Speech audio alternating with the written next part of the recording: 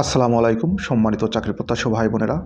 আজ আমরা জানব প্রিপজিশন হিসেবে অফ কোন কোন ওয়ার্ডের পরে বসে।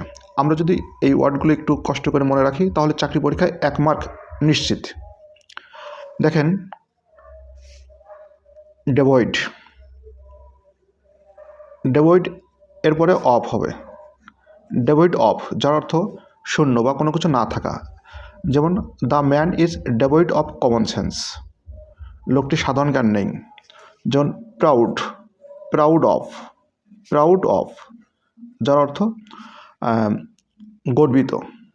The man is proud of his property, লোকটি তার সম্পত্তি নিয়ে কি গর্বিত। ডিপ্রাইভড অফ কোনো কিছু থেকে বঞ্চিত হওয়া।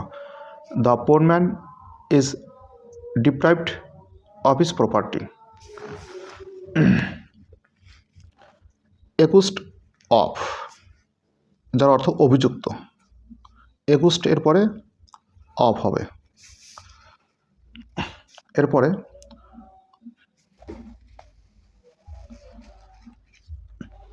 কনসিস্ট অফ যার অর্থ গঠিত। Consist of.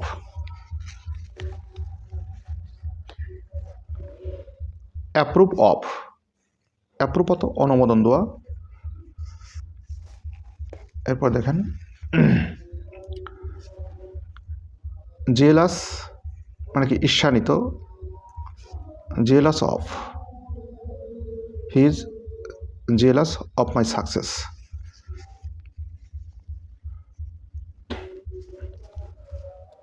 অ্যাডভান্টেজ অফ সুযোগ সুবিধা। বেনিফিট অফ সুবিধা। এরপর দেখেন, গেট রিড অফ যার অর্থ কি কোনো কিছু থেকে মুক্তি পাওয়া।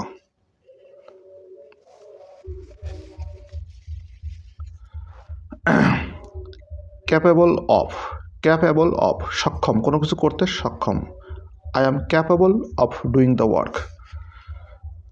কজ অফ কারণে, এই ওয়ার্ডগুলোর পরে অফ বসবে। এরপরে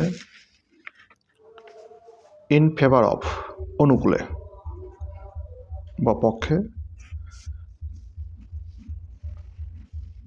এরপরে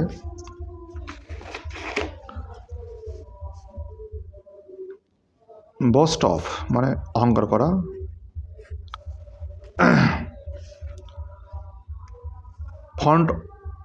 ফন্ড অফ ভক্ত, কোনো কিছুর প্রতি আসক্ত। শিওর অফ নিশ্চিত। Sure of. এরপরে অ্যাওয়ার অফ সচেতন। আমরা যদি এই ওয়ার্ডগুলো একটু মনে রাখি তাহলে আর একটু সমস্যা হবে না। চাকরি পরীক্ষায় কিন্তু প্রিপজিশন অফ থেকে অবশ্যই 1 মার্ক আসে। আমরা এই ওয়ার্ডগুলো মনে রাখব।